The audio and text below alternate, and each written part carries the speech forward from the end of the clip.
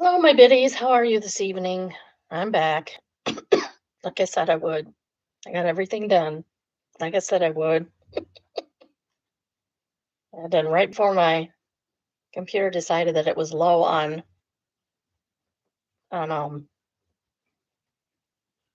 battery. So everything worked out okay. How are you guys? I had some food. I'm already hungry again. It's kind of sad. Say hi in the chat if you're here. Um,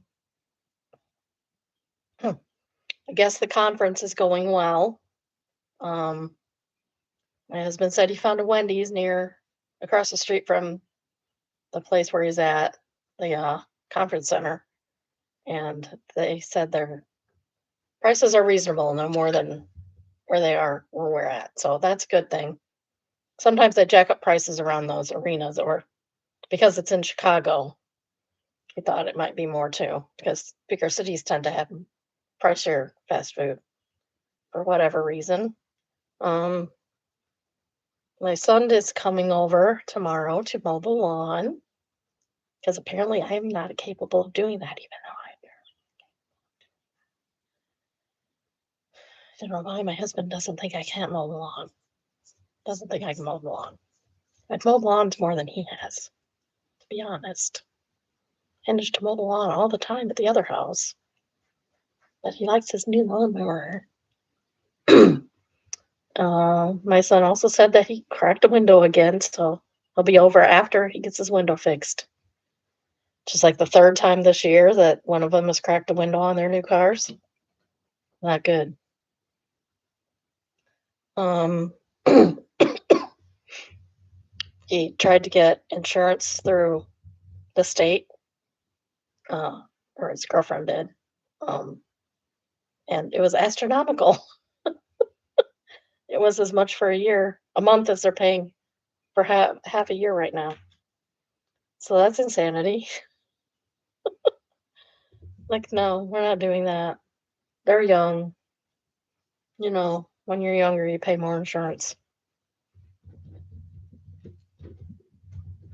Like the lady in fried green tomatoes. I'm older and I have more insurance. There's a reason for that because it's expensive for the youngsters. Um, he also said he would fill me in on his week, so I don't know what that's all about. I know his girlfriend had her teeth pulled last Friday, and one of our biddies had their teeth pulled the same day. So now they have teeth twins now, teeth buddies, teeth birthday buddies. Um, she looked awful. I felt bad for her. She looked as bad as I did. I'm very comfortable. I'm already in my jammies. I try not to do that until like 7, but today's a special occasion because I won't be done with this till long after 7. Oh, what else did hubby tell me about the nerd convention? Oh, that was it. They're having some alumni from Second City come in and do a improv. It's only $15. I'm like, that'll be $15 well worth spending because those people are hilarious. We went to Second City. If you go to Chicago, I'm not sure if they still have one in Toronto or not. But if you go to Chicago, highly recommend going to see Second City performance. Um, the main stage can be kind of pricey at times, but the secondary stages are um, very reasonable, very, very reasonable, and just as hilarious. So I highly recommend if you go to a town that has a Second City um, troupe, or I don't know, school or whatever there are, whatever it's supposed to be. Um, highly recommend going to a show. A lot of people have come out of Second City. John Candy, Stephen Colbert, for instance, lots of other ones.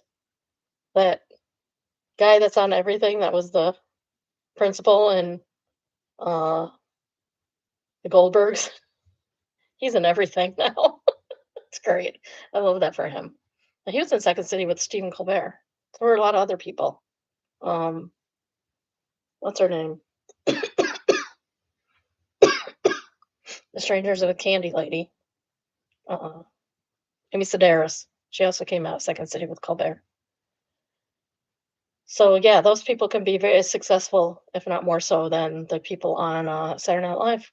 So highly recommend. It's a very fun time. It's all improv too. So I mean, they have their things that they do, but they have to. There's a lot of audience participation and stuff. So yeah, go see that. Go see that. I mean, a few years ago it was only like $5. So, and he said this one's only 15. So I can't imagine that it's more than that. I didn't really look it up. All right. But first we have our makeup reality roundup, which is season 17 of Seven Little Johnstons. I forgot to put that in.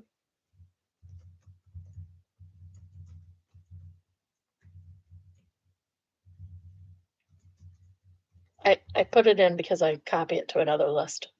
Seven Little Johnsons, episode 17, or season 17, episode 9. The rain is giving me the ick. So we start out with Amber, and they're planting memorial bushes for Nana. And she says, for some reason, we have to plant 5 plants for Nana.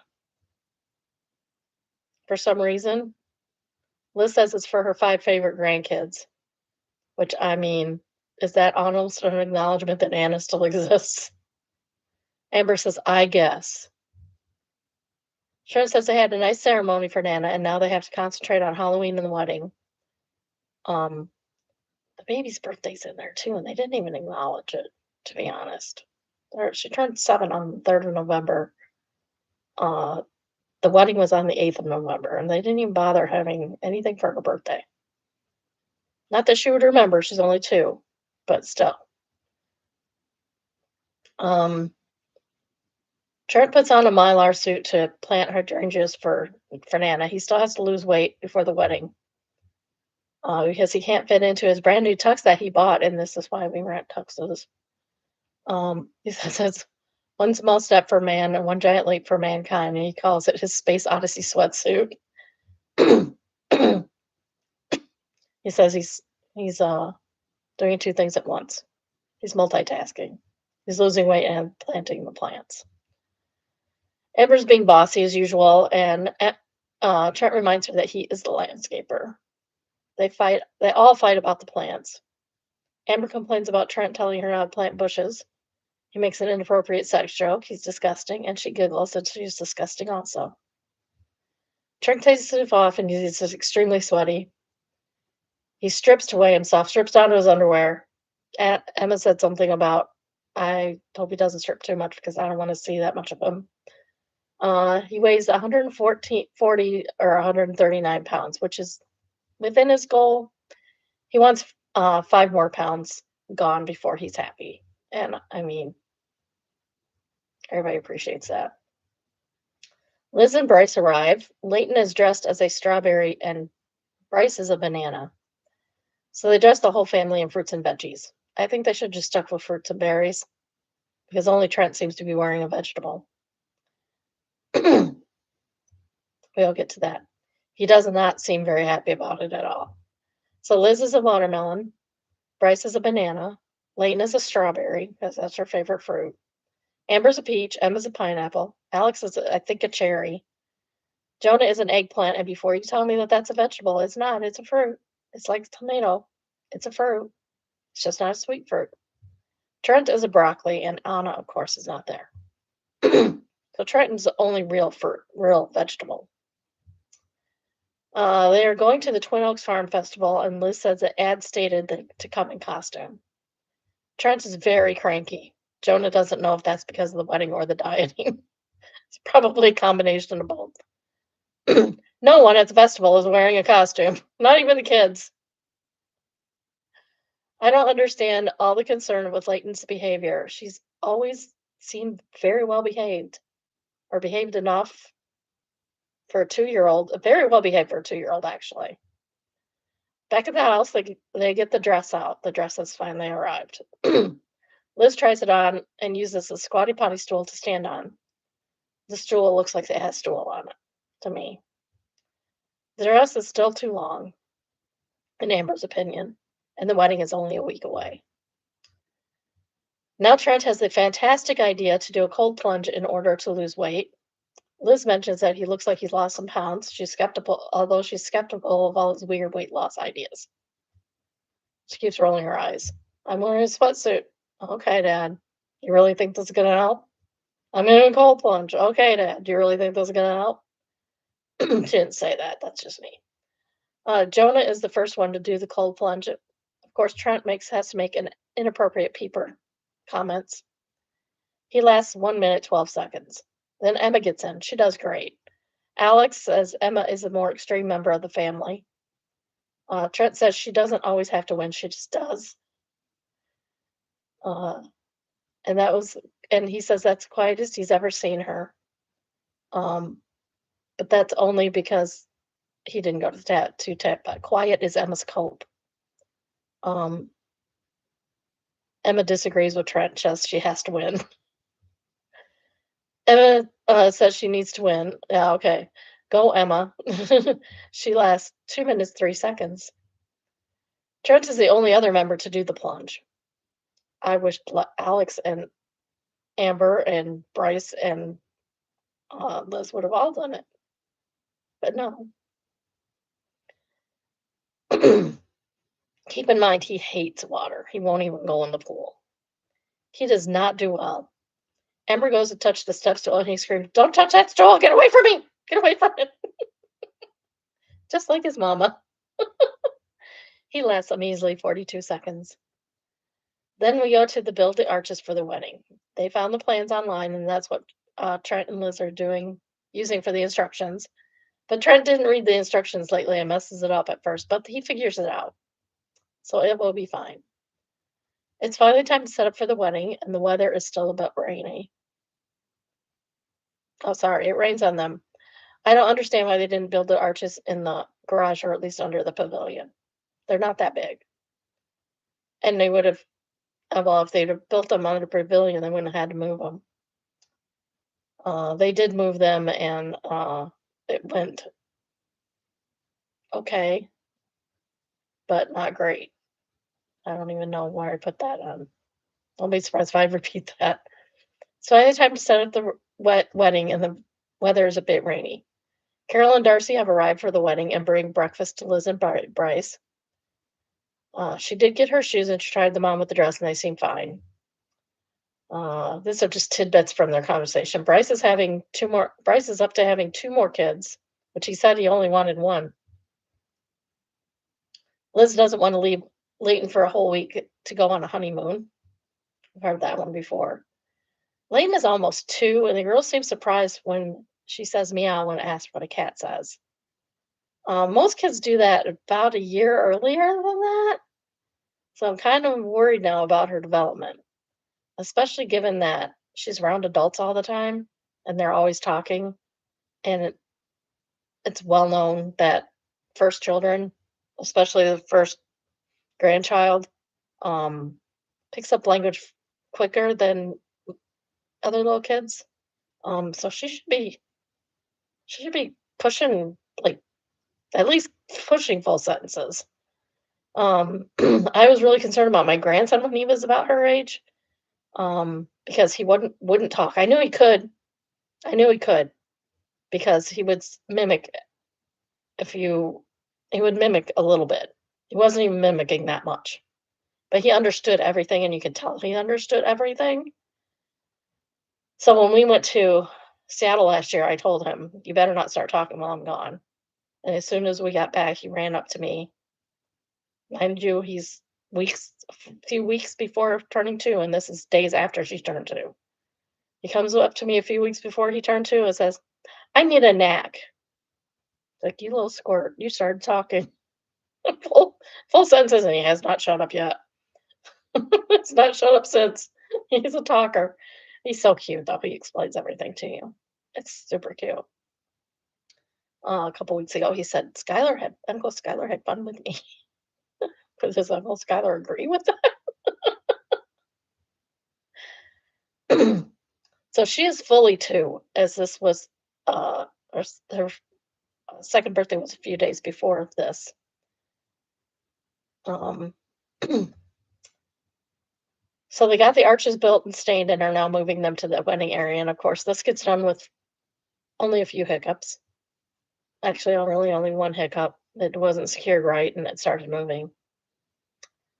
Uh, Trent told Jonah to hold on to it. He says, this half didn't move. This end didn't move. That end is moving. You need to fix it." He's like, "And I told you that." Most of the stuff for the wedding is done, and the coordinator shows up for a final walkthrough. She says they're missing 6 high top tables, the cocktail food table, and the drink table. Isn't this her job? Where's she been? Next, they show the wedding party and the families arriving for the rehearsal dinner. They have a different wedding coordinator for this. The high tops seem to have arrived. Yay. Liz says they expect light showers before about midnight on the wedding day. So that would be great. Perfect. It can dry up right after. Bryce's parents are excited. They have pizza wings and salad for the rehearsal dinner. I mean, that's a choice. At least have chicken. I guess the wings are technically chicken, but I like the fried chicken. I'm screwed up, and I was supposed to get fried chicken yesterday, and they didn't have it. I was not happy. Bryce does a very good job with his speech, and it turns out it's his parents' 33rd wedding anniversary that day. So their wedding anniversary is only a day after his parents'. My son's is only 4 days after mine. So it's either today or tomorrow. Can't remember. I think it's tomorrow. What's today? Might be Sunday. I'm not sure. Yeah, Sunday. It's probably Sunday, to be honest. Just when they're wrapping it all up, it starts thundering and lightning and downpouring, and it looks awful. The golf carts can't even make it up the hill, so Trent has to go get the mule. The mule's roof was not down on the back seat side, so Bryce closes it and it pours water all over Grandpa Bolton. It's just mud city out there. This is why we have contingency plans for outdoor weddings, people. This is why Trent said to get a venue the very first day they were talking about it. Because nothing for this wedding has been easy. Absolutely nothing.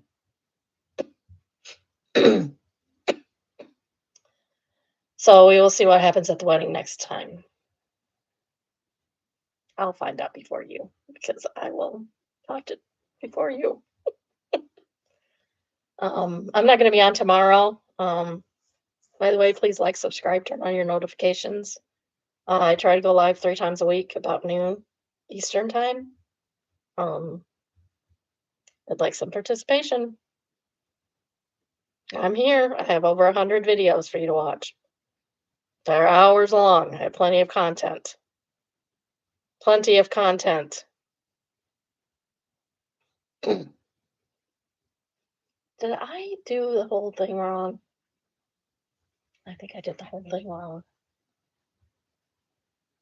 I'm an idiot. I did Tuesdays again.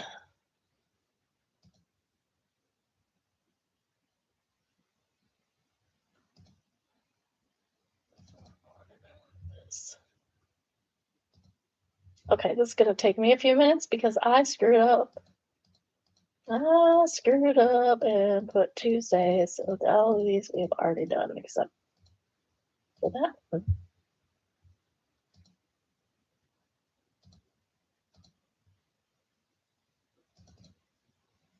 Not what I wanted.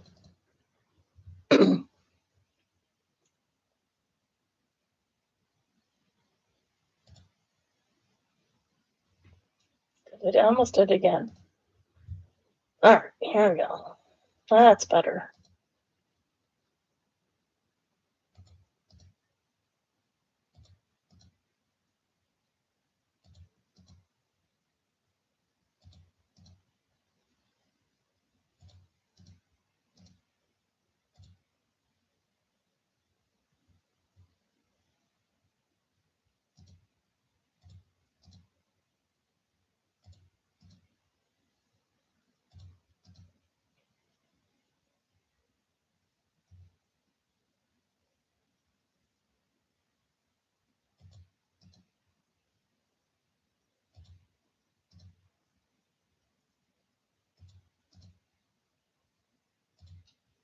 This is what I usually do right before I start the show.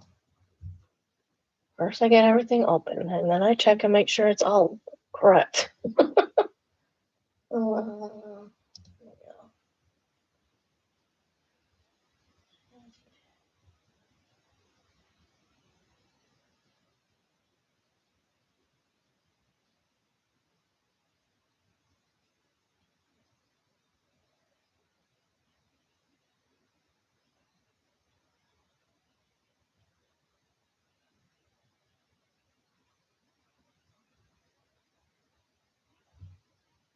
I have one I gotta go search for.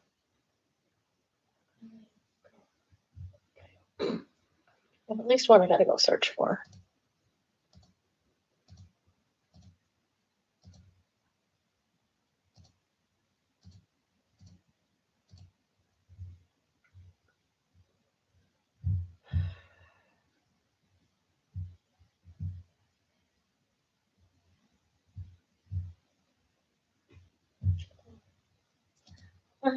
Please be patient. Technical difficulties.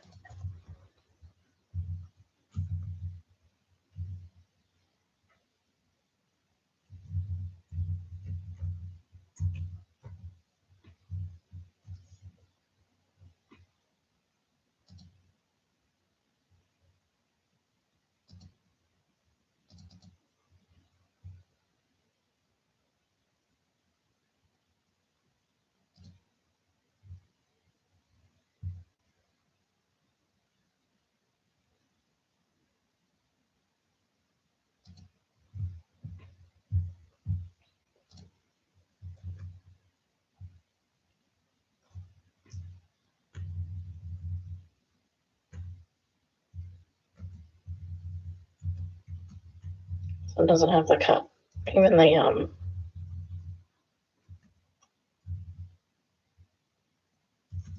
title in it anymore. I'm not promising it's going to even be here when I have to do another one.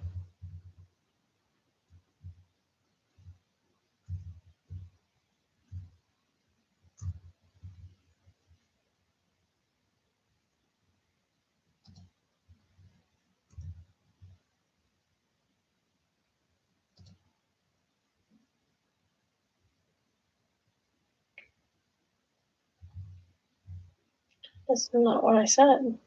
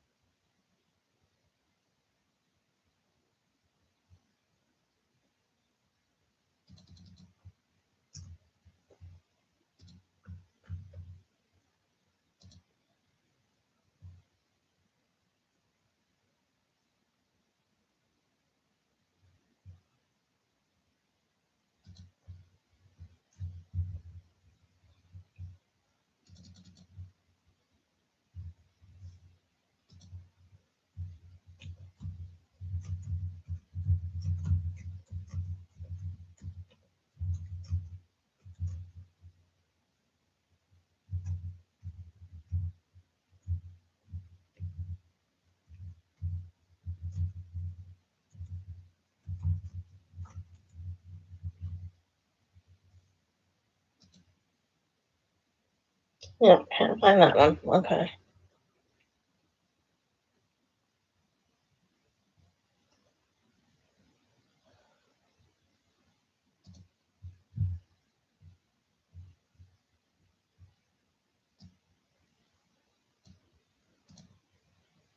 All right, maybe we'll reword it now.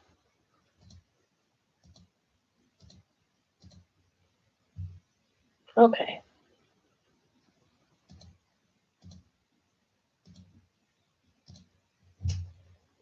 So this is our uh real estate segment.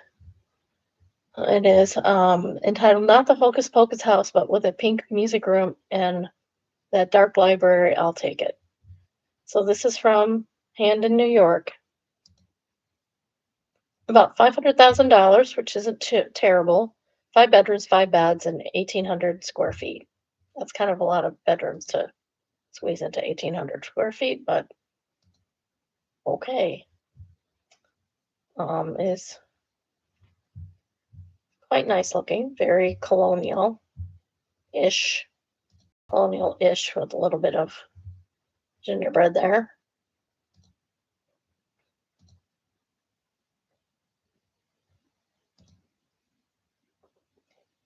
That must be the back garden. And the garage or carriage house. Oh, that's lovely. It's too dark, but it's lovely. It fits. The darker fits that room. Makes it look cozy. Oh, I love the bookshelf. I hope those open up somehow and have storage underneath. That would be nice. Lovely fireplace with the AI fire in it. Also a lovely room. You have this on one side. I kind of like that. Kind of blends into the room, actually. I actually like that. I don't usually like those murals, but that's really cool. Detailing on the doors is lovely. Detailing on the columns is lovely. Oh, there's a pink room. That's very pink. It has a stage. A room with a stage. I don't know what that shelf is for. Very pink. Even the furniture is pink except for the black chair. I mean, kitchen's okay. I would swap out that dining table. It's too green for me. That window would be lovely if I had a view. They ruined the view putting something out there. More pictures of the columns. I would have to go that. Why isn't that dark like the other room? It's too white. Green's too dark. Yeah, I'm not in love with the kitchen. The rest of the kitchen's fine. Why did they do that with that kitchen cabinet over there? This is kind of weird. Looks like a drawer, but that doesn't look like there's anything behind it. What is up with that? Okay, why are we putting our glassware on a staircase? That seems dangerous to me. It's not even a bath, it's a weird toilet with a sink over it. I don't like it. I don't think I like it. That's a cute way to do your stairs. I approve of that. It's awfully cute. Stair newel is interesting. The woodwork is very interesting in the house, so I'll give them that. There's a bed that goes with the rest of the house in terms of woodworking. Bedroom number 2 doesn't look that much different. Oh, that's a nice cabinet for that sink. I love it. Wouldn't go with my aesthetic in my bathroom, but I love it. Nice. Love the bench. Bench is really cool in the shower. A smaller, even smaller bedroom. Outside deck. Nice. Needs a little work. That needs to be refurbished. They didn't even show the outside. Oh, this is a new picture. That's an old picture of the house when it was new. That's kind of cool. Okay, well, we got your living room and a family room right next to each other. A dining room and primary bedroom, which they don't even think they showed. A bath. So the weird bathroom is in the foyer. So that must be your guest bath. It's not very welcoming. It is not very welcoming at all. I have stuff on my screen again. I think I eat too much from the computer. Kitchen's nice and big. It's 12 by 20. That's huge. There's also a separate dining area, so that's cool. There's a big laundry room, covered deck, and a good sized yard. 3 bedrooms upstairs with another kitchen. So there's 2 kitchens, and it's something that could be a giant closet. It's 9 by 11. That could even be another bedroom if you wanted. Right off the kitchen. So it could be a butler's pantry. Why are there 2 kitchens? I'm so confused. And the main kitchen is smaller than the big kitchen. I don't know, it says it's the same size. Weird. Really, really weird. There's no ensuite bathroom upstairs. I'm so confused. I'm confused at the 2 kitchens. Why do you need 2 kitchens? Especially in that setup. I understand if you have a kitchen in the bed. We looked at a house that had a basement kitchen. They ran a daycare. They had separate entrance from the garage to the basement, and they had a kitchen and a giant, giant room. And then they had several, like, they weren't, you couldn't call them bedrooms in my state, but they were bedrooms for nappies for the kids.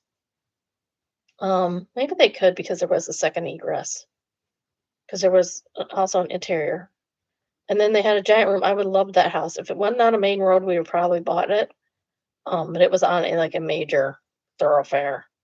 Because it would have been great for hosting my husband's family's gatherings because there are like 50 of those people. It grew another one today, this year. Just had a baby. Another baby. So yeah, that was fun. All right, let's see what the listing says. It was built in 1886. I kind of figured that. Original details include soaring ceilings, arched windows, oversized antique doors with decorative millwork, elegant archways, and beautifully turned wood banisters that showcase the craftsmanship of another era. Yeah, they did have better craftsmanship than we have now for sure. 5 bedrooms, 4.5 baths, a private second floor apartment. So that's supposed to be apartment upstairs. I would take that kitchen out. I'm sorry. I would put in like a fun room. Several flexible bonus spaces. The home strikes a rare balance between grandeur, warmth, equally suited for everyday living or multi-generational use. A two-story carriage house with wide plank floors. Whether envisioned as a guest house, studio, workshop, or creative retreat. They didn't even give pictures of that I could tell. I do wish they would show what pictures they would, indicate what room the picture is taken in. Sometimes it's confusing. It's all hardwood laminate floors, full basement, which they also did not show. Only one fireplace, which I find strange for an 1886 house. At least they would have one in the bedroom, I would think. It does have sewer and water, electricity, of course. It does not have much in the way of amenities. We forgot to do the taxes on that one we looked at earlier. The annual tax amount for this one's only $2,600. Sign me up. That's cheaper than my taxes. All right. What do we have? Ouroboros says creative use of accent paint and wallpaper. Yes, it is. OP says that the staircase is my favorite. Nice execution of an idea that can get a little too busy. Yeah, I agree. I like the stairs too. Coyote Mother says, I've never wanted to pick up and move a house so badly. Sure Present says, I love almost all of this. If I had a practical magic style greenhouse, would be perfect. And Anonymous Dahlia says it's got an acre plus of outbuildings which weren't pictured except exterior shots. There's so much that could be done, although as far as I can tell, the low price because it's practically in the middle of nowhere. 6 miles to school and only 2 schools for all the grade levels. It's such a great property, though. I still love it. I still love it. I don't really care about location that much, unless it's like a bad location. Private location, it's perfectly fine with me. 6 miles from school, I grew up 5 miles from school. So that does not bother me a bit. Like we grew up, there was a place called 5 Mile Corner that was 5 miles out from our house, or 5 miles out from the town, and we lived past there. So 6 miles does not bother me at all. Next we have Am I the Jerk? And is entitled AITJ for calling my boyfriend's ex-wife to come get their kids after he disappeared all night. No, you're not. He should be there with his children. They're his children, not yours. And you're not married to him yet either.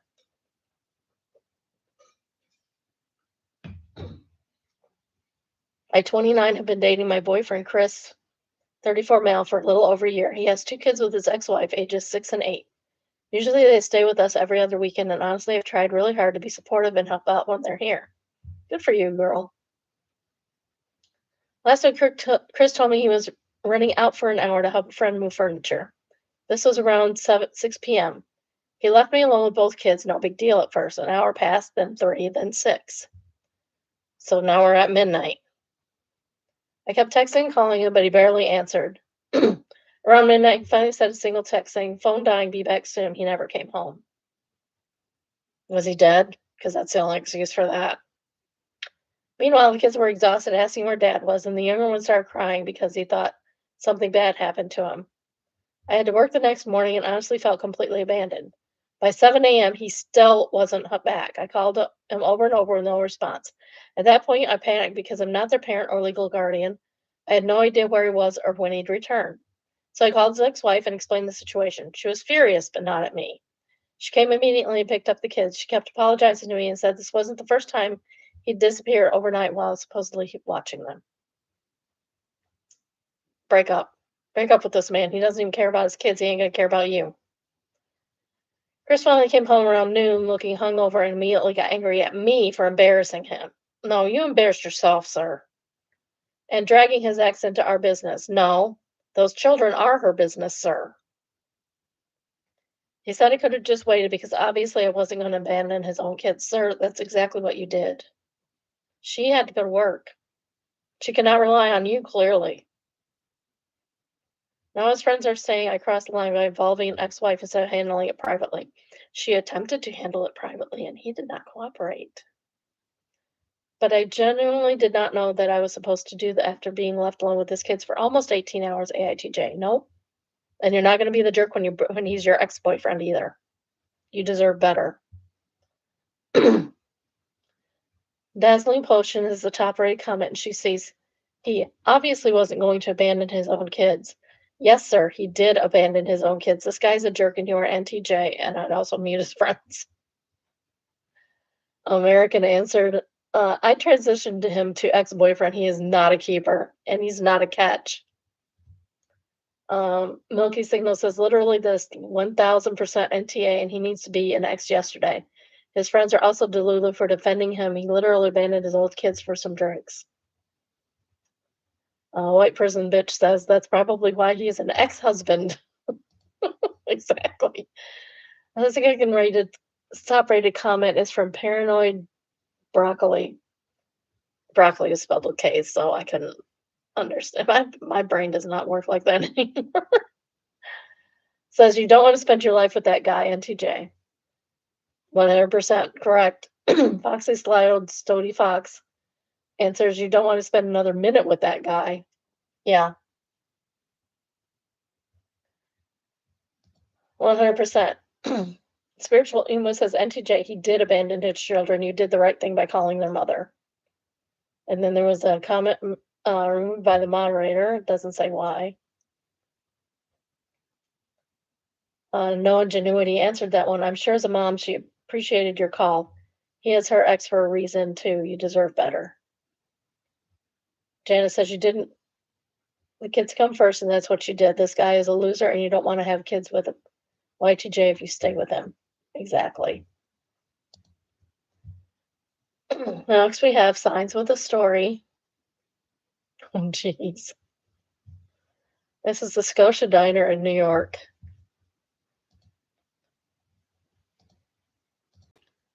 Says, sorry for diner for sale. Sorry, Mom and Kelly, I failed. Sorry. Oh, that's so sad.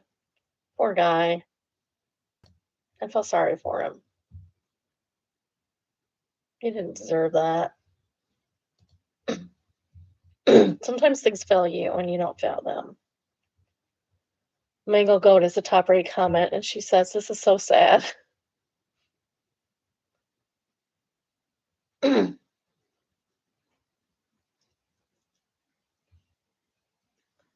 Chester Flannery says, for sale, one diner. Sorry, Mom. Sweet Sue says, if you drop the one, you beat Hemingway's 6 words, although apparently it wasn't really by him. Dark Foggy Evening says, geez, that's depressing. Let's Go Buffalo says, welcome to upstate New York. Probably everywhere at the moment. It's probably going to get worse before it gets better because we got 2.5 more years of this mess. Comfortable Yak says, dude at the diner had the diner for 30 years and needs a knee replacement plus rehab. He's retiring, not failing. Thrice Stride died, said that just makes it even worse. Fresh Stupid says, Ayers didn't fail. His family ran the diner for 20 years. Sadly, had to step down because of health reasons. This business is still running diner, has only been on the market for 3 months. It was a sad thing to see many businesses that was there for decades closed down because family members don't want to run it anymore. A To Do To Die says the restaurant industry is going through it right now and getting winged on food costs, labor costs, and the general population having less money. At this point, it's a mercy to themselves to unload and relieve the kind of stress at that age. Yes, 100%. Vana's Restaurant in Oswego, New York says, Green, same issue. Family run it for over 60 years. No one wants to take it over. Part of the reason aging. Other part, food is expensive now, and I'm not talking about ordering food. I'm talking about getting the food to the restaurant.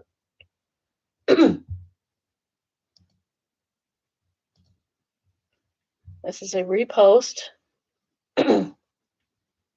Okay. It's not really a repost. Customer orders last meal for his dog. Aw.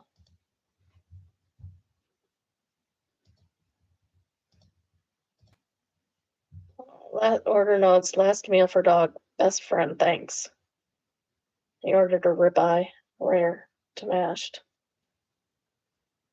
I bet you they didn't even charge him for that. I wouldn't have charged him for that ribeye. Although ribeyes are expensive right now. Did anybody watch the applesauce lady? Jessica, the applesauce lady? She accidentally spent $100 on steaks last week. Oops. She says, don't tell my husband. It might have been last week. It might have been before then because I just ran across it. And she got her Walmart order and she thought she was ordering like 2 steaks and she ordered 2 packages of steaks at $50 each. She's like, yikes, these better be good. Sorry, I had to repost so I could mark out the customer's information.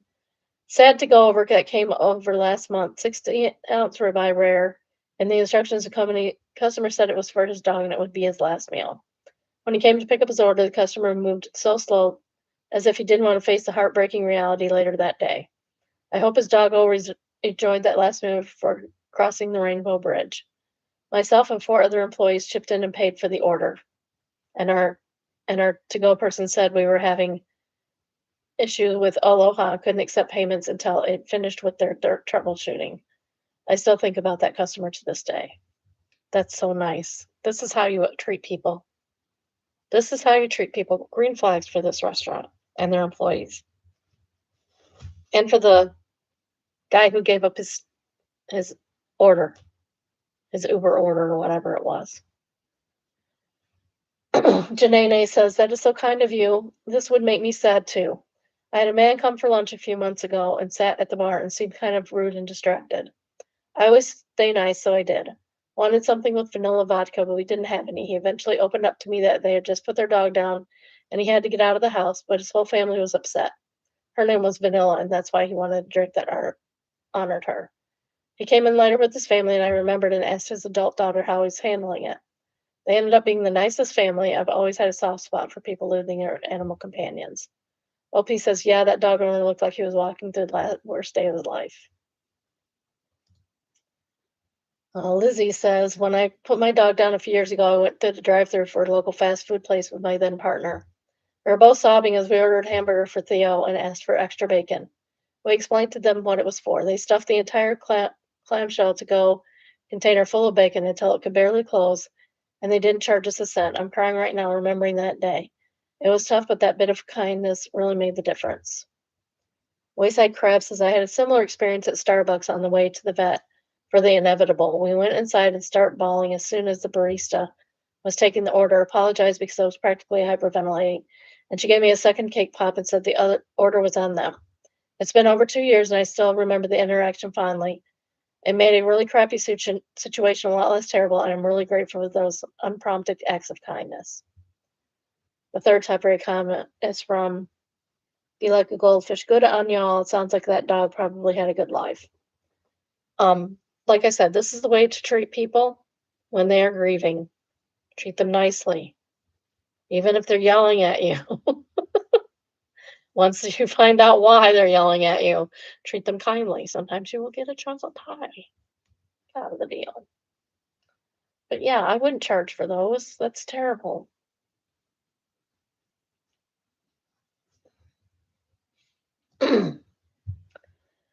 Next is from Confession, and it is entitled When Someone Didn't Have Enough Money, I Just Skipped Some Articles.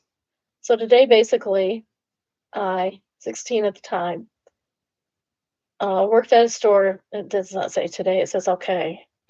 Okay, so basically, female 16 at the time, worked at a store where there would be families with kids getting toys, and sometimes it happened that the parents didn't have enough money, card decline, and all of that.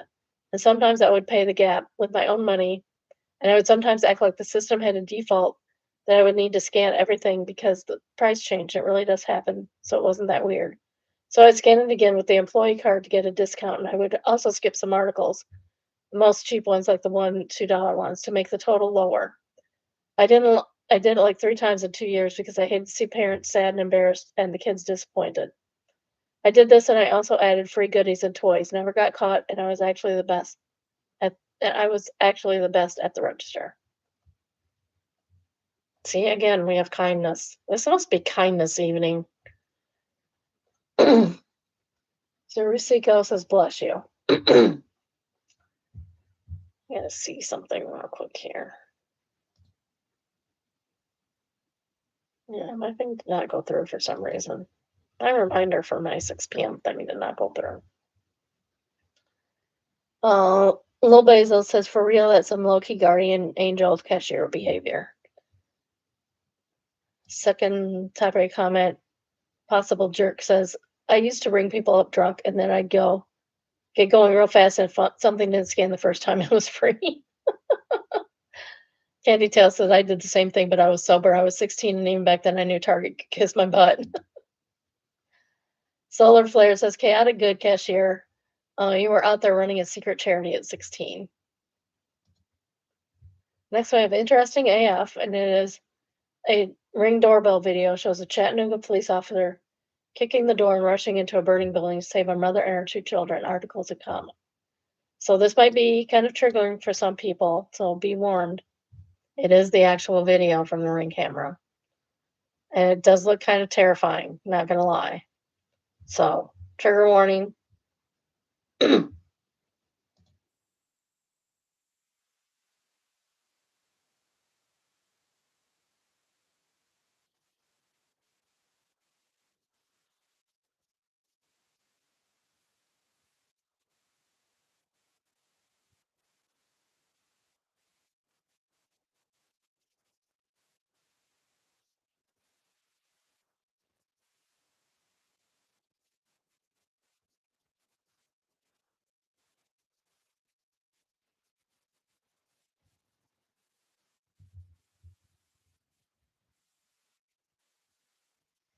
One baby out. There's mama with the other baby, the older one.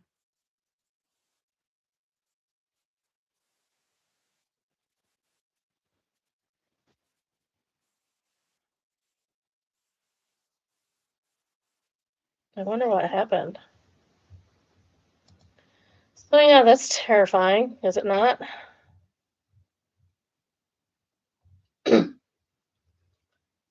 Jax says, as a firefighter, this dude is crazy AF and a hero.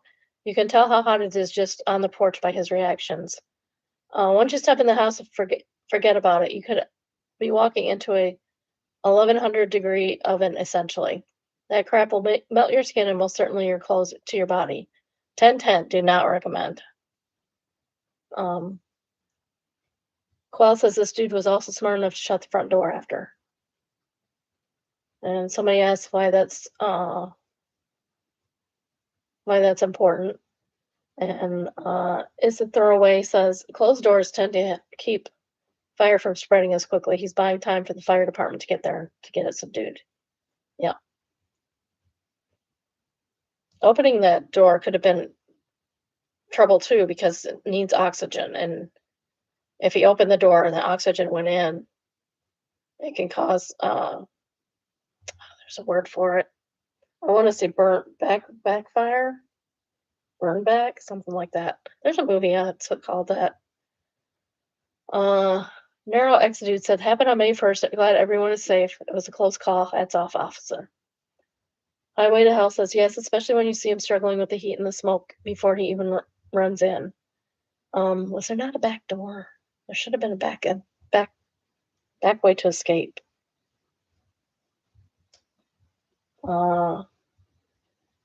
Otei says, oh, sorry, Okei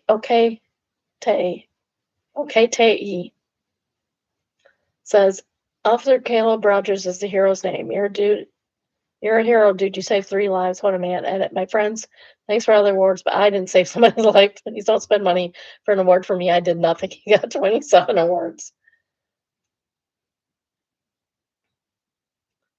Kerfield says, oof, it's unfortunate when you Google Officer Caleb Rogers, you get a different officer who is currently serving more than a decade in federal prison for robbing casinos. Uh, Anthem Proxia says, if you're going to rob something, casinos are one of the less bad options. Lesser of two evils is still less evil. This is from Am I the A-hole and is entitled AITA for not removing my doormat because it scares my neighbor's kid. No. Why does your doormat matter anyway? Wife and I, both 32, have been living in our apartment for 4 years and are both huge horror fans. We have had an Art the Clown door from Matt from Spirit Halloween for 2 years. It's not a Halloween decoration, it's just what we like. Art the Clown. We're gonna have to see what Art the Clown is.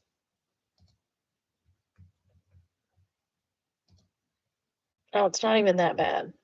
Okay, it's a little bad. It's a little bad. I don't know what that looks like because it could look. Okay, let me share. Let me share here.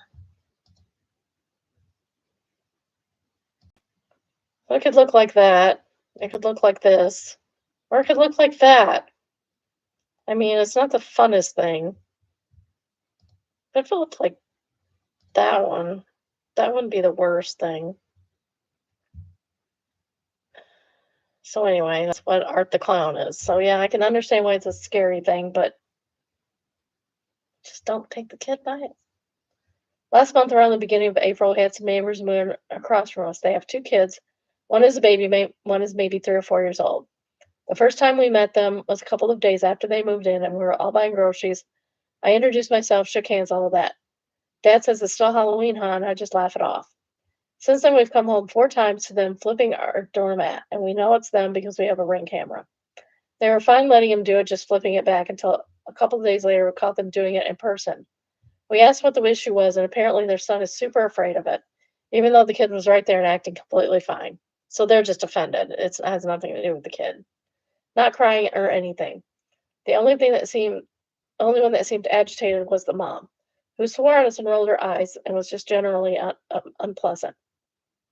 Haven't interacted with her much before or since. My wife waited until they were inside and flipped it back over.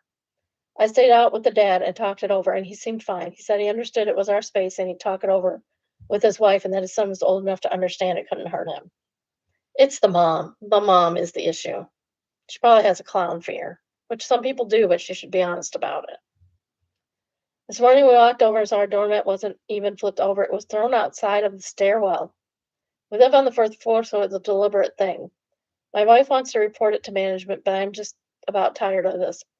I kind of want to throw it away, but I also kind of want to keep it. I'm just confused, y'all. Um, they should report it because that is theft at that point. That's fine that they don't like it. They could have voiced that to you. Said, hey, could you not? My wife has a fear of clowns. Could you find a different doormat, please, while we live here until you move or something? I wouldn't be so rude as to just flip it over. That is rude. And to throw it away, that is beyond rude. Throwaway says, reports so there's a trail of them destroying your property, they will continue to escalate, probably. Any inevitable answers, I think it's a mote of a she will continue to retaliate, as I don't think the guy has anything to do with it given their reactions. Elizabeth Spaghetti says he's so passive he can't even be a party to his own family's actions. It's not his fault, it's his wife. His wife is the issue. Mammal Mama all the time says, Auntie, I got $5. It says the kid doesn't care. Mom is just likes a certain aesthetic at her place.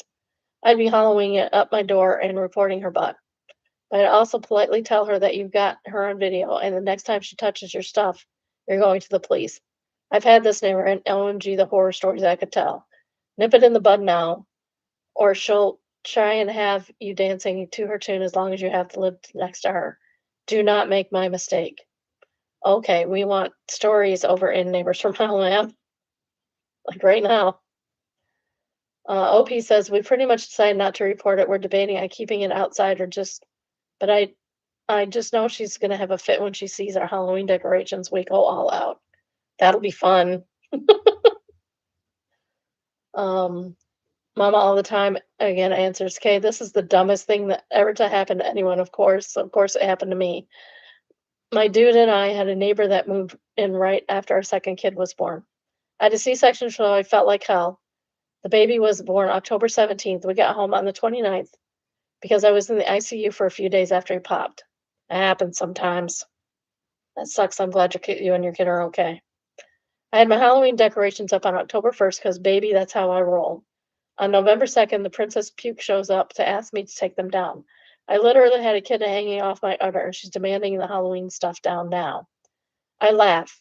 Rude, I'll admit, but I had a 17-month-old and a newborn. F her. Oh my gosh, you poor thing. A 17-month-old and newborn and a major abdominal surgery, I might add. I told her my husband would do it when he could, but he worked full time and this is the US, so neither of us had paid leave. She stormed off. About an hour later, the cops roll in. I let them. They're clearly totally confused. They ask me if I'm okay. I tell them yes. Then they tell me that my neighbor reported that I attacked her when she asked me to take down my evil decorations. I literally showed them my fresh C-section incision and brand new ankle biter in the crib and asked how. How in the way did I cut in half out of the hospital less than a week after childbirth ass attack her? They both agreed that was pretty unlikely, and she got thoroughly talked to by the cops for false complaints and a stern warning. My husband wanted to file a complaint with our mutual landlord about her, but I said, nah, the cops would scare into her. 3 days later, I woke up and all our decorations were gone. Yes, the cops were called, but this was the early 2000s, so no one had cameras. She did wind up getting in trouble because someone at a thrift store recognized a few of my unusual pieces and was there when she brought them in. We still had to deal with her for 2 more years. I sincerely hope you don't have a neighbor like Bev. Good luck. I think I know Bev. Oh, poor thing. That sucks. Why do people get so out of sorts over Halloween decorations of all things? It's ridiculous. Black Cat Creature says, as the third top right comment, they say, listen, you're going to get a lot of complaints saying it's your house, your life. Comments saying it's your house, your life. And while technically true, the nice thing to do here would be to flip the doormat or move it elsewhere. You don't know anything about the kid other than the few times you've seen him. He might be silent around you, but waking his parents up because he's terrified the clown is under his bed. That has nothing to do with the doormat. You don't know, and your immediate assumption is that your neighbors are lying doesn't necessarily mean they are. If they're taking such extreme time and effort from their lives to keep flipping it over to harass you, it's probably not a power play. No, it can very well be a power play, man. What do you mean probably not? It probably is. That's more likely than the other scenario, in my experience. In the end, is this a battle worth fighting? Is making enemies of your neighbor a really fixable 2-second solution worth it? Is this a hill y'all want to die on? Now you're making me want them to fight it. Can this mat be moved to a temporary garage or back door or inside the doorway? You're not technically in the wrong, I guess, but man, you are going to open the door to these neighbors doing you any favors in the future. That's for sure. He says everybody sucks here. Nancy says, I love this. I love horror. I had a cool decoration that was, in my opinion, not scary. It was the 1980s. Which decoration I had when I was a kid. Totally creeped out my kiddo to the point where she wouldn't walk near it. Okay. She was totally fine with others I personally thought were creepier. And we don't show her horror movies. She's 5.5 now on Scooby Doo. She understands the monsters are pretend and costumes. At the end of the day, I packed that thing up once I realized it bothered her because it's her home too. That's a different thing. Apartments are hard because parts of your home are shared, but the kid deserves not to be terrified coming home. I still don't think the kid was terrified. I think it's the mom.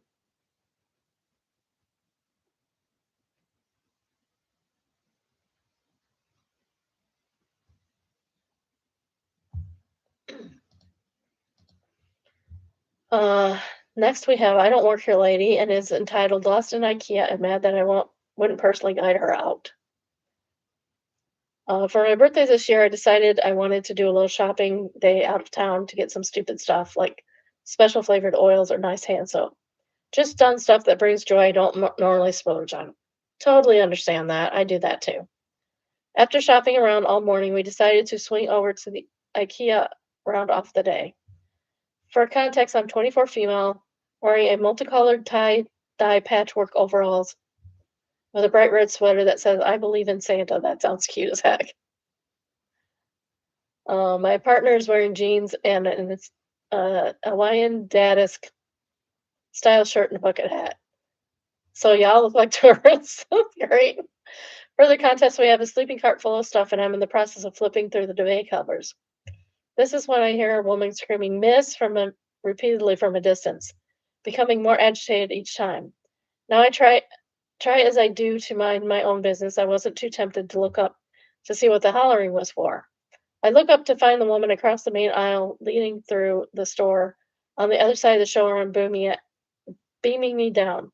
She literally huffs at me before yelling from across the room, also filled with other people, including actual employees. How do I get to my car? I don't know. How do you get to your car, ma'am? I've worked in customer service since day one, since the day I could legally get a job, so I understand the public. I was feeling birthday kindness in my heart, so I chose peace and I walked 2 to 3 feet closer so I was on the main aisle. I said very kindly, there are actual arrows projected on the ground on this path showing you the way to the showroom. I smiled and pointed to the projection and the path they were on. I paused a second afterwards to make sure she understood, and then I nodded thumbs up and turned back to what I was doing. My partner and I giggle about the transaction that should have ended, but I get interrupted. Well, what are you doing anyways? Why can't you show me the way?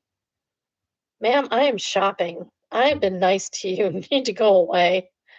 That evil little chill hit me when you know there's a problem, customer, and you must deal with it. My nervous system started going off, and then a blissful calm swept over me. I was not an employee, and I have free will. Now I'm much more loudly and assertively said, I am not an employee here, but I'm sure if you can ask kindly, they would be happy to help you. And really thought this would be the end. Nope.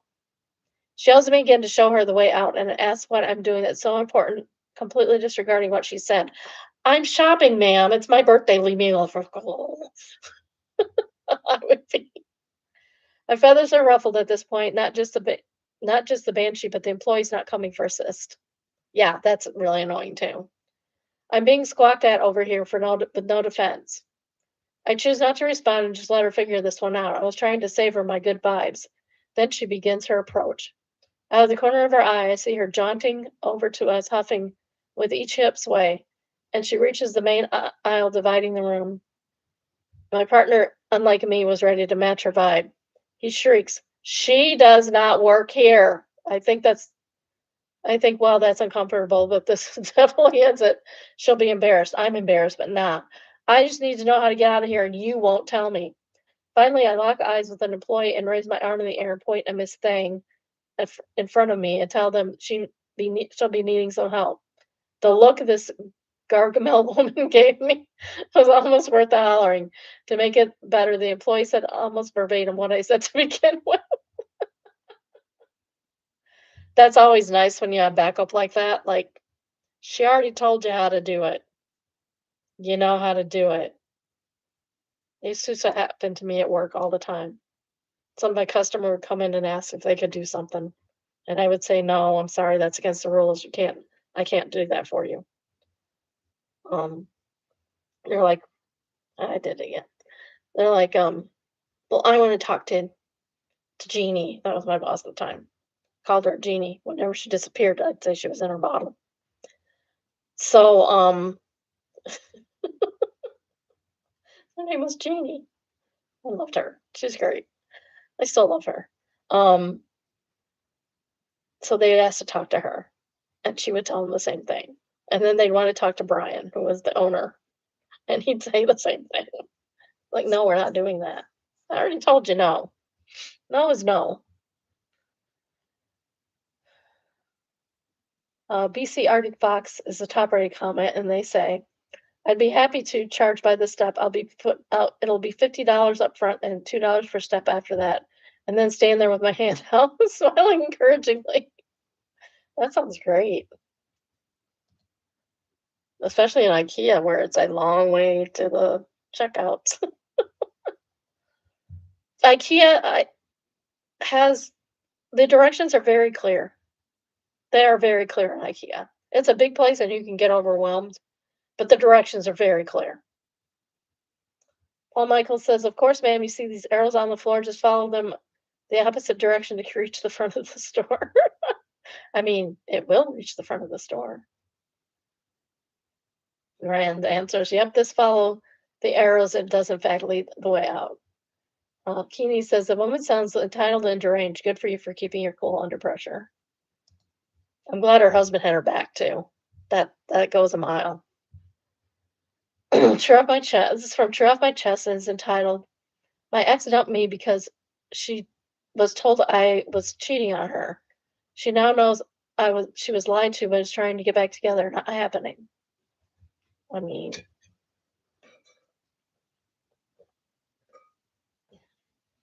coming off as kind of a jerk already, sir.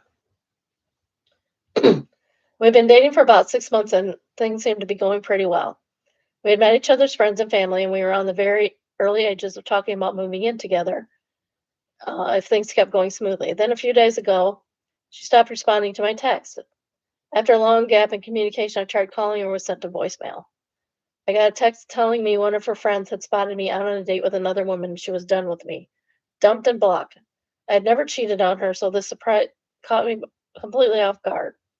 I got a few nasty messages from a friend of hers and her sister telling me I was a disgusting pig, and then they blocked me before I could even defend myself. That's when you just walk away. Just walk away like it never happened. I mean, it's only 6 months, honestly. He doesn't say how old he is. It can seem like a really long time for a 19-year-old, but for And you know, a 30-year-old, that's nothing. Ended up taking a day off work just to sit home and cried. Aw, poor guy. Gone from having someone I really liked thinking I had a future to alone with and hated by that same woman overnight. She reached out to me yesterday and let me know she now knows I didn't cheat on her. I was wondering if we could meet up and talk in person. No, ma'am, we cannot do that. I'm sorry. I pushed her for more info and she admitted that the friend had claimed to have seen me out with another woman was a guy who had a thing for her and made it up. Said he had a few very convincing photos that he now thinks were AI generated. He made a move on her, which made her question everything, and she got him to admit that he never saw me with anyone and made it all up. She apologized over and over for throwing what we had over a lie and letting herself be manipulated like that. I thanked her for letting me know and that I appreciated her reaching out, but I'm just not interested in getting back with her after what happened. She never even bothered to talk to me and get my side before dumping me over some AI pictures and a creep with an agenda. I can't build a relationship with someone who would threw me away so quickly, even if she was tricked. Yes, you always must have a conversation. You can't just decide that what you were told is the truth. Sometimes it's not. She's really pushing hard for me to meet up and talk it out in person, but I know I won't change anything. Would most likely just be the same conversation in person and super uncomfortable. Thank you for letting me get that off my chest. The first comment is it looks like it's in Spanish, and my Spanish is not that good. Second top rated comment is from Danny Marie. She says, yeah, block her and move on. She should get the chance to explain like you never got. Yes, exactly. Any Inevitable said, boof, frickin' who? She didn't even listen to your side of the story one bit. Why should you now? And No Solid is a fourth type right comment. And they say, don't blame you. She wouldn't even talk to you. Just move on. Yeah, she wouldn't even talk to him. Like, what is going on? When somebody's like, what is going on? You answer them and you tell them what's going on and give them a chance. Maybe he was out on a date with his sister or cousin or something that she hadn't met yet. But he wasn't even there at all. So next is What Do I Do? And it is entitled How Do I Approach This um artist.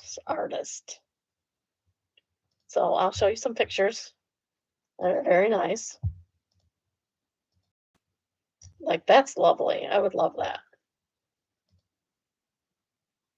That's not quite as good, but still pretty good. Yeah, I don't know why that she did these backwards.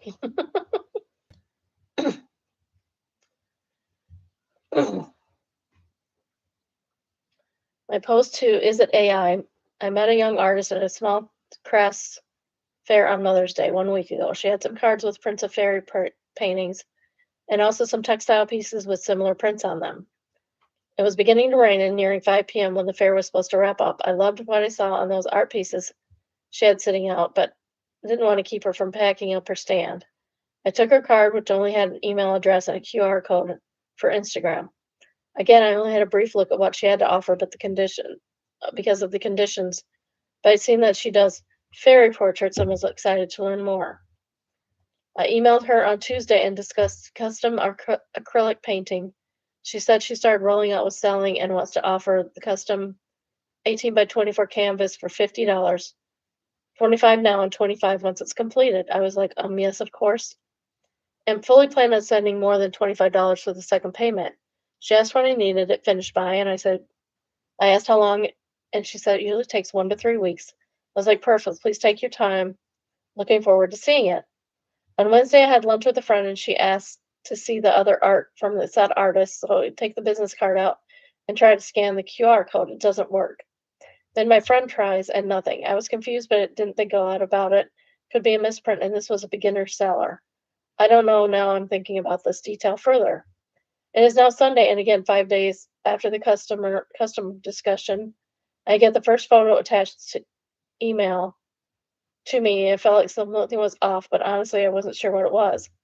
Then I realized I hadn't made a plan to pick up this painting, so I asked her to meet her. My thought was I will wait to send the second 25 plus tip until I could take a proper look at it in person. That's the proper way to do things. She tells me she's out of town for a wedding and would let me know when she's back so we can meet up. Again, benefit of the doubt. I didn't see the photo until 3 hours after it was sent, so maybe she left between them. And I replied, but that point was seeing too many red flags to ignore. So I politely asked her for at least two progress pictures if she took any, but she replied the second and third photo attached. Looking at the progress pictures in comparison to the finished painting, I'm seeing inconsistencies in the hair, the way it cuts off at some points and swirls in others. I also noticed she had six toes. I want to believe people are good. I'm afraid she sighed in there.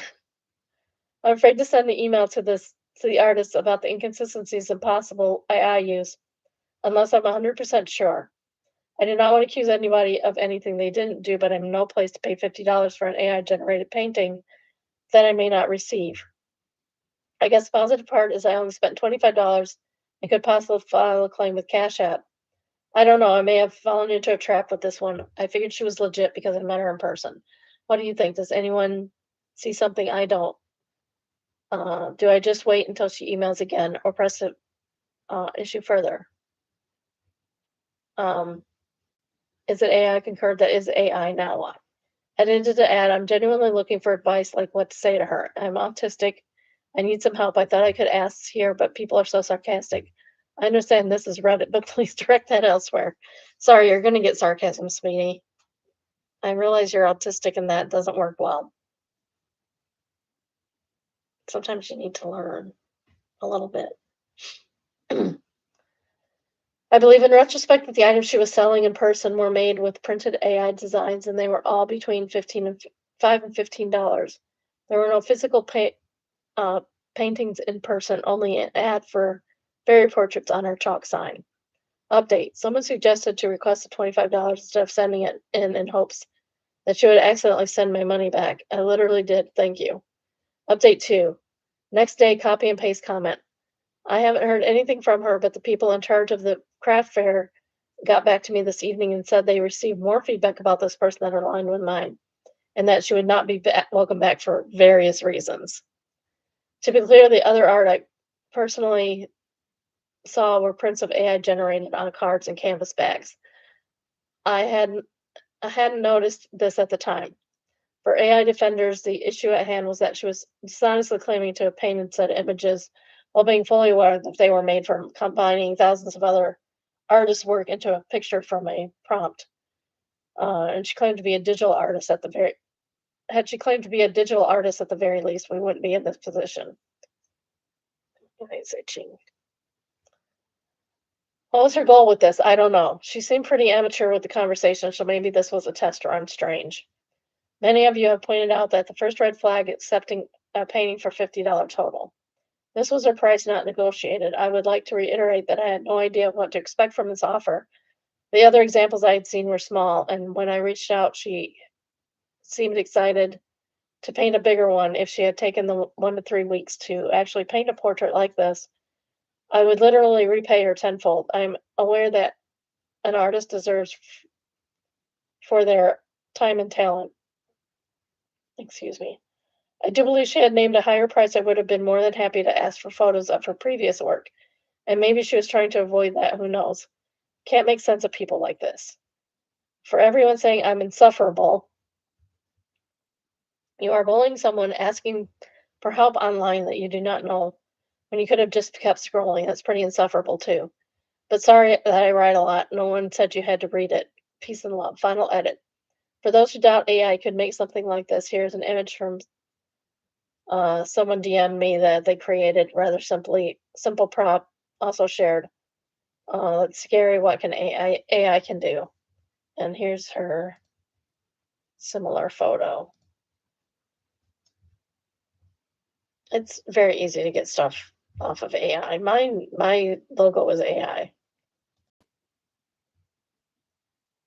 That's very pretty. It's also fake. AI is dangerous, so we need to get rid of it fast. Top comment is from Tomix Comics. Says, "Hey, just want to say I know an artist who's been drawing in the style for a long time before AI was a thing. We both sell at conventions. Her art is lovely. If you'd like for me to direct you to her so you can see about potential commissions or prints and such. That would be nice. What a nice. Thanks, Tom. That was very kind of you. Shackelford says, Cash App is not going to refund your money. Basically, I have no recourse. Besides sending the AI lady a $25 request and hope she accepts it without realizing it's a request rather than a payment. Calling her out via email likely won't do anything either except maybe to make you feel better. Do the $25 request first though, because once she knows you're onto her, she for sure will not mistake the request for a payment. Hope he says she accepted the request. Shackelford says, big win, well done. And then answers, now when she emails you about it, you get to choose whether you can take the high work to send her some AI generated pictures of $50 stuff into a mailbox with her cash tag on it. Crappy Owl Lamp says, I need actual painters to let me know if $50 is winging absurd as I think it is. Like, how on earth did OP think $50 is acceptable for 1 to 3 weeks worth of work? Using $20 to $40 worth of material that's not even minimum wage, it's slave labor. Exactly. Yeah, it was way too good of a deal. You pay hundreds of dollars for a custom painting. Hundreds. Next is Oh No Consequences, and it says, reviewers disappointed after they show up to this restaurant with their party very late and didn't tell them they were hosting a paint party. It's from Entitled Reviews, and it's entitled, Tried to Create a Paint Party Event at a Restaurant. I'm writing to express my disappointment with my recent experience at your location. Unfortunately, the communication and customer service fell far below expectations. When I called ahead to confirm my reservation and share specific details about my plans, the individual who took my call failed to document my request or make any effort to accommodate them. The manager stated, well, I need one of your tables if everyone isn't here. I said, go ahead and take the table. As a result, when my party of 6 arrived, they were not seated as planned. So why'd you tell them to take it? And there appeared to be no record of the information I provided in advance. This lack of organization and attention to detail caused unnecessary frustration and inconvenience for my group. There's more. There's a lot more. I hope this feedback encourages your team to improve communication, note taking, and guest coordination moving forward. Customers deserve to feel heard and valued from the moment they make contact. Owner says, in a day and age where so many people rely on reviews and make decisions on what restaurants to buy, I find these review sites to be extremely helpful for our business. Unfortunately, in this particular case, this review cannot be any further from the truth. Let me lay it out for you. To start with, your reservation was made for 20 people, not 6. And it was made 10:30 a.m. Saturday, October 11th, as the clock struck 10:35 a.m. Not a single person from your party had arrived yet, so I decided to call you. Upon answering the phone, you said you were running late due to the weather, but we're still on your way. At this time, I asked if you were still expecting 20 guests, which you said yes. But if you may have dropped off, a few. At this time, your table of 20 is already set up, menus down, waiters on the table, server anxiously waiting to serve you. On a very busy Saturday morning full of other reservations. A rule, and it's customary for large parties at many restaurants, is that half of your party be present before you are seated. At this point, no one is here yet. Timeline, 10:45 a.m. 3 of your guests arrive, and you follow in shortly. After this time, I ask you again if it's still going to be 20. Now when you tell me it's probably more like 15. Having already pushed 5 tables together to accommodate your party, now is when the conversation happened about me pulling a table since it is being held up in the server section, not being used. Timeline, 11:11 a.m., 41 minutes past your original reservation. Only 6 of your now 15 guests have arrived. At this point, a couple walk in, showing me their phone and saying they're here for a paint party. A paint party, you say? Why, yes, a paint party, which I would like to point out for the record, an event you booked an Eventbrite, which these people paid for. When you paid for this reservation, you said you had 20 guests and needed 3 high chairs. You also mentioned that someone from the group might be speaking. At no point did you mention a paint party, not once. Turkey. I've seen him twice today. So now it's getting the good part. No, I think I saw him 3 times today. So now it's getting to the good part. After realizing it was a paint party, I politely told you that you and your guests, unfortunately, a paint party was never discussed nor would have ever been allowed, especially not on a busy weekend with brunch shift. I told you I was happy to still seat you and you could enjoy a delicious meal, but the paint party was not happening.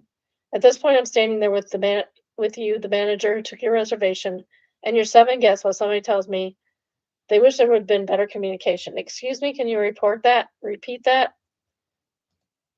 Better communication? Better communication? You mean it's now 11:15, 45 minutes past your original scheduled reservation. Only 8 people are here of the original 20. I had to call you because you were late, and to top it off, you actually booked an event with these people in which you make money off of, sold as a paint party, and never communicated that with us. But yes, I should have communicated better. Absolutely mind-boggling how someone can actually think this is somehow our fault, then have the audacity to leave us a one-star review when all along I was professional, courteous, and even offered for you and your guests to stay and enjoy a meal. Which, by the way, after a few of you huffed and puffed your way out the door, the first 3 ladies who had been waiting well over 30 minutes at this point decided to stay. I spoke to them multiple times throughout their meal, and they had nothing but wonderful things to say and could not wait to come back. At the end of the day, who really deserves a one-star review, you or me? My vote is you. Good, good on this guy. Good for him.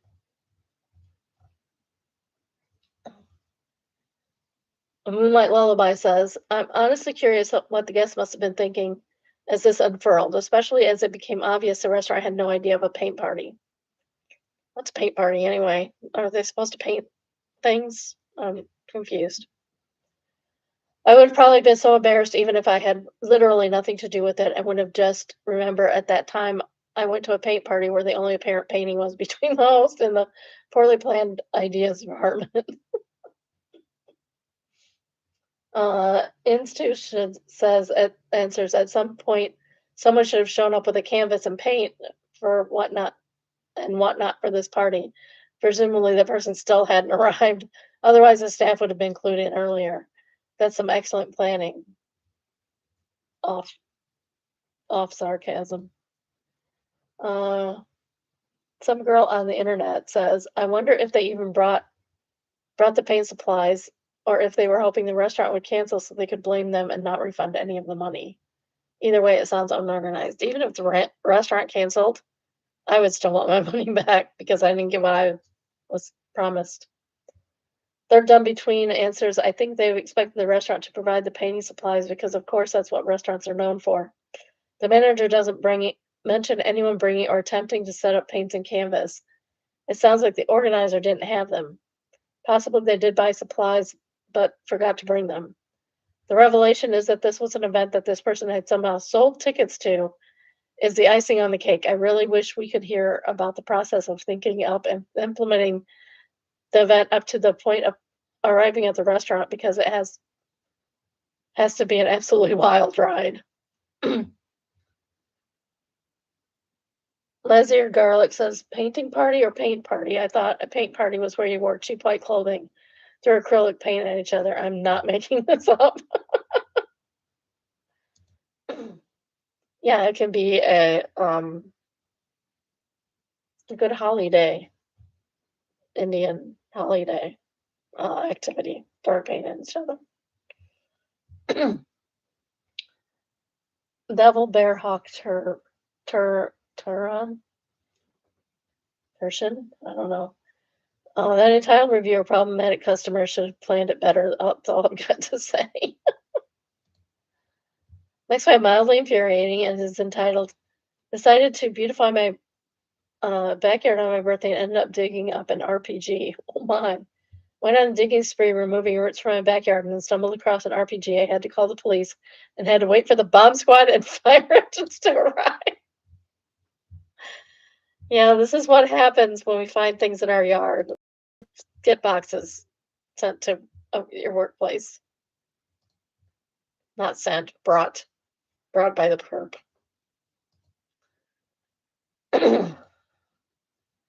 Why This looks like a decent neighborhood. What is this that this is happening?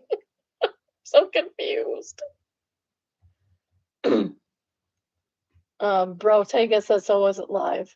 LP says so the bomb squad put it in under this X-ray briefcase looking thing. They scanned it for a few minutes and they were looking at the insides with that iPad you can see in one of the pictures. It said it didn't look like it was completely full, but they couldn't fully verify, so they had someone in a bigger suit come and take it away. They said they wanted to be sure it wasn't dangerous. If it turns out it's not dangerous, the cops I was talking to said I could just reach out to the county bomb squad to request it back. So I can get my RPG back.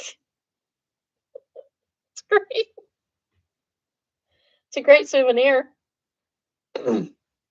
Design 2 says if they say it's safe, I would 100% get that back going right on my desk or something. Exactly. I would 100% do it too.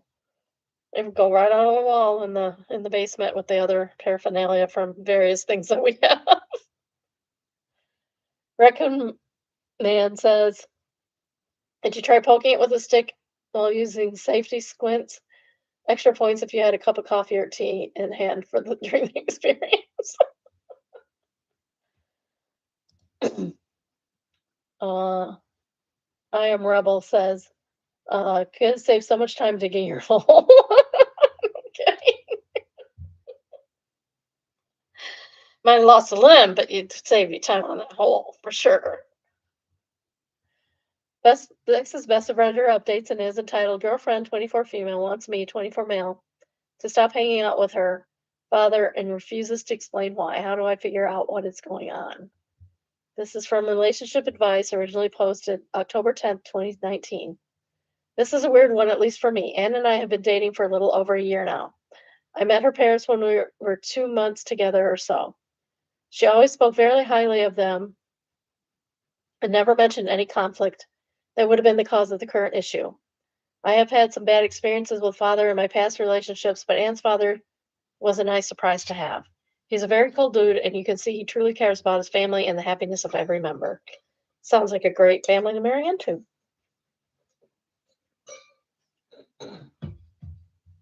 After I met her parents and got along with them, we would visit them at least twice a month. Sometimes it was Anne's idea, sometimes her parents would invite us over to dinner with Anne's siblings.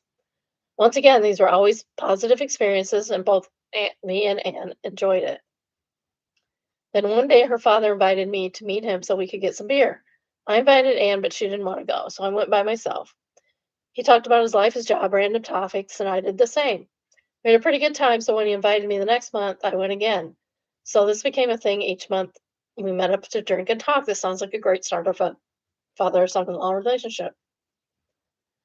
Anne never said anything negative about this. In fact, I would come back and ask if she would ask if we had fun, and we would talk a bit about it. I was surprised 3 days ago to have her come and ask me to stop hanging out with her father. I asked if something had happened, and she said it didn't. She just wanted me to stop. This was something new because we usually talk about everything as openly as we can manage.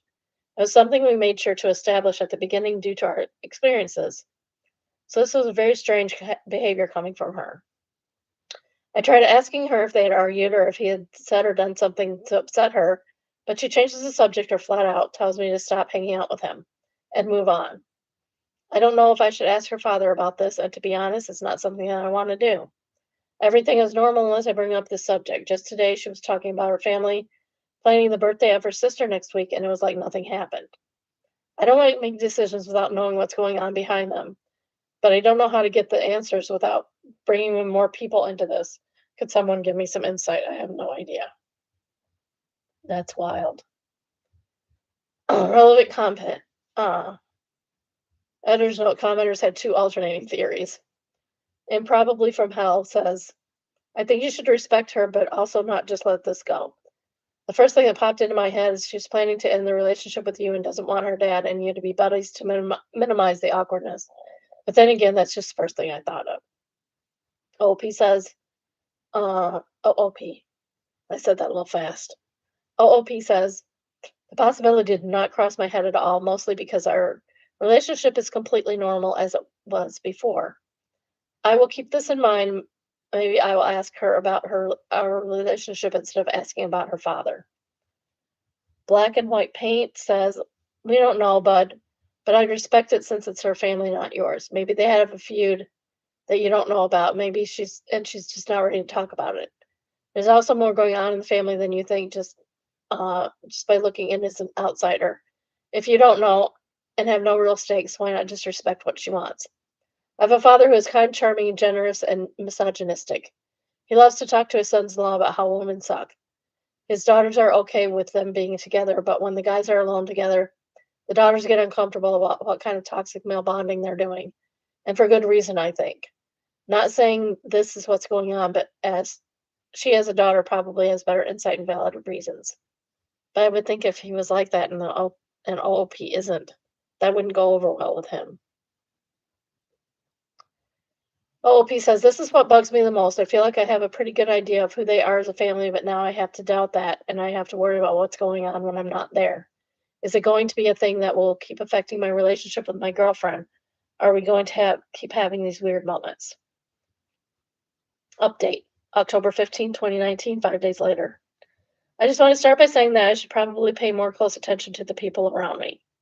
After I made the post, I decided to best route was to speak to Anne about our relationship and dig more into the father issue. To my surprise, it did not take long because she just burst into tears. She reassured me everything was fine between us, but there was a issue with her parents I wasn't supposed to know from her, but she's very angry at her father, and this is how the issue between us came to be. Her father is having an affair, has been seeing this woman for 10 months, and the mother had no idea something was going on until he said he was going out with me for a beer, and then later Anne sent a picture of me and her at a party that same night. Oh, he's using the kid as an excuse. Why didn't she just tell him that? Well, he went out twice to meet up with me for a beer, which was weird. We only went out once a month, but he told her I was helping him out with an idea for a project he had for their house. Since at this point she was suspicious, she started to check with Anne whenever he said he was going out with me. Things started to get more obvious, and Anne's father ended up coming clean a few weeks ago. They broke the news to their sons and daughters, but had a special talk with Anne since her father had been using my name in this mess, and her mother thought it was only right for him to talk to me and apologize. Anne tried to keep quiet, but ended up lashing out, which caused an issue between us. I did have a talk with her father, and it was extremely awkward. He apologized and said he hoped we could keep being friends once everything was settled. I don't know about that though. No, no. You're cheating on your wife. You're using me. No, we're not going to be friends. I'll be friends with your ex-wife, soon to be ex-wife. Anne has apologized, but this has really taken a toll on her, so I'm not holding it against her. Thanks to everyone who replied to the first post, even though most of you made me paranoid what was going on. I was going to get dumped, and I still got some good insight. Stop thinking it's me, says top 40 comment. She says, "Ew, imagine using your daughter's boyfriend as a cover story for cheating with your wife. Yeah, that's gross." Pepcorn says, "I would never be able to respect this guy again. Cheating is already unforgivable. And on top of that, also messing with the peace in your kid's household. Ew is right." Frank Sinatra said he used the innocent boyfriend to cover cheating with his wife. Obviously cruel to the wife, but also it's a really awful thing to put on the boyfriend. It could easily have looked like the boyfriend was knowingly helped cover for him, or condosed cheating, or goodness knows what else. He could have ended the boyfriend's relationship as it is. He only caused a bunch of stress. And he still wants to be friends. I wouldn't even treat an enemy like that. Exactly. Letter Refuse says, "Ah, yes, the good old use your child's partner to cover for your affair without their knowledge routine. I can't fault Anne for not wanting OP to hang out with his dad on this one. Heck, I wouldn't want to hang out with my dad if he pulled this. I wouldn't want to hang out with my father-in-law if he pulled that." Constitute's Reader says, "There would be no more one-on-one hangouts with me ever. I'd follow my wife's lead during the family gatherings. Be polite, distant, friendly, like running into an acquaintance at the grocery store, chit-chat. No time alone together, no heart-to-hearts, no respect for a man who uses me to cheat on his wife, my wife's mom." Exactly. Next, we have Made Me Smile, and it is entitled Forever Grateful.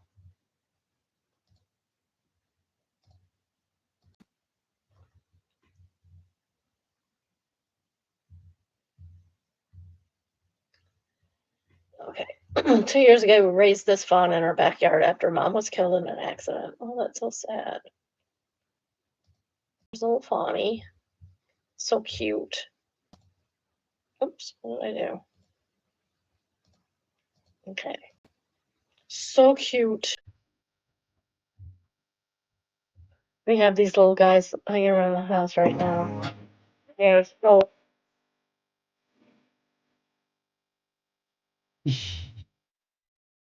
One night she left until last night.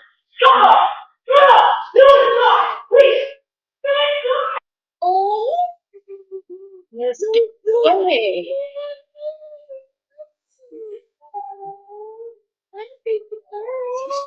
Did you bring her baby to see you?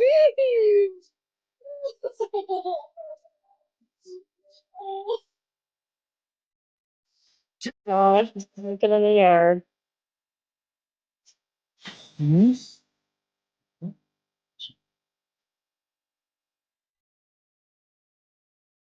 Every fruit in the house. That sweet little thing got every fruit in the house. Ruby Solitaire says in this economy, everyone's moving back home. Crap's rough out there. Nobody can feed you strawberries. Second top rated comment is from Drask, and it says, "That's how I run through the house every time this particular neighborhood stray dog comes around. Very sporadic, but gosh, I love her. This is too precious." Lime difficult answers. We had a kitten when I worked in Baghdad during the war. He was born in our sandbags and abandoned by his mother not long after. Maybe because he was tiny and blind in one eye. Very possibly. We looked after him, and he mostly lived in our house as he pleased, stealing lunches and pissing on the beds of those he disliked. He loved the security manager and me, and likewise. Eventually, he turned into a giant tomcat and left. We pretended we weren't distraught. One day, the security manager was making coffee, and I was outside smoking a cigarette, and there was a familiar yowl. We nearly collided in the kitchen, shouting, "He's back!" And there he was, sitting on the kitchen table, eating a sandwich meant for my lunch, looking like he'd never left. It's been 15 years, but I like to think he's still wandering around Baghdad, or at least his many descendants. Okay, we'll end there, because that's too happy. I wish my kitty would come back. I miss my kitty. I miss two of them, actually. One of them took a long time for him to trust me. Her to trust me. Took a long time for her to trust me. And when she finally did, she disappeared. And I had to tell the people that had been taking care of her before. She was feral. She was moved to my house during a very stressful time for them, not for me. Um, and I took over her care and her child's care. And they were fixed. They had gotten them fixed before they had to move house themselves, move house. Just gotten her to trust me, and she disappears. Which I swear, I think the coyotes eat the cats around here, because it's happened more than once. And we do have coyotes. I've seen them. My husband's like, "That's not a coyote." Yes, it is.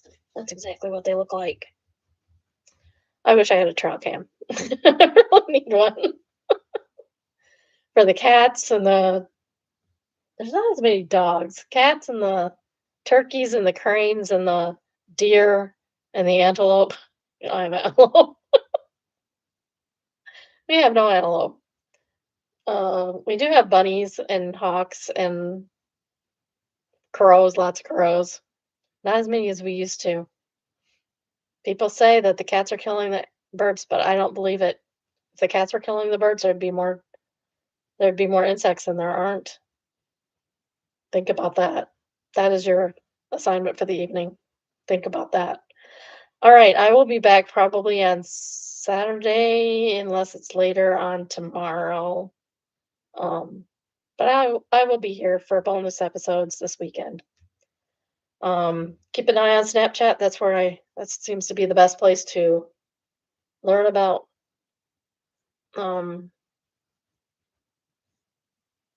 my activities, shall we say.